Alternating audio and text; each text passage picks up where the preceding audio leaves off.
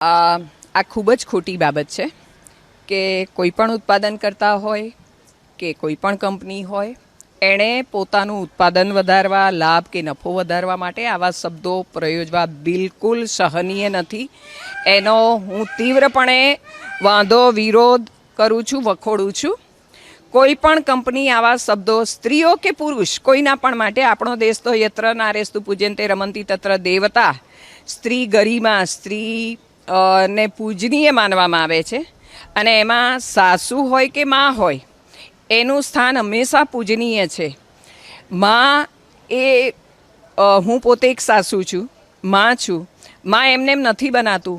ઘણા બધા ત્યાગ, બલિદાન એક મા માટે એના જીવનભર થતા હોય છે. બીજું કે નવી પેઢીને ખાસ સંદેશો આપવા માગું છું, ખાસ કરીને એવી માતાઓને કે પોતાની દીકરીઓ માટે પણ દીકરીઓને આવા સંસ્કાર ન આપવા જોઈએ, આવું શીખવાડવું ન જોઈએ.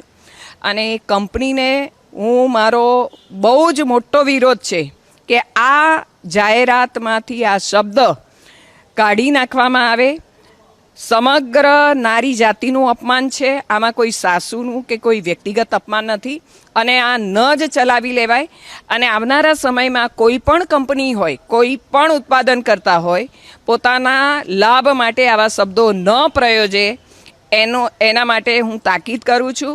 અને સમગ્ર નારી જગતને આના માટે કહું છું કે આપણે જો અગર આવા શબ્દો દૂર કરવામાં ન આવે તો આપણે આનો બહુ મોટા પ્રમાણમાં વિરોધ કરીશું અને એ નહીં ચલાવી લઈએ. કારણ કે ભારતીય સંસ્કૃતિ નારીને બહુ ઊંચા સ્થાને રાખે છે. દુનિયાભરની સંસ્કૃતિઓમાં ભારતમાં સ્ત્રીઓનું જે વૈદિક યુગથી માનપાન સન્માન છે એ જળવાવું જ જોઈએ. એમાં કોઈ પણ પ્રકારની આવી અશિસ્ત ન જ ચલાવી લેવાય.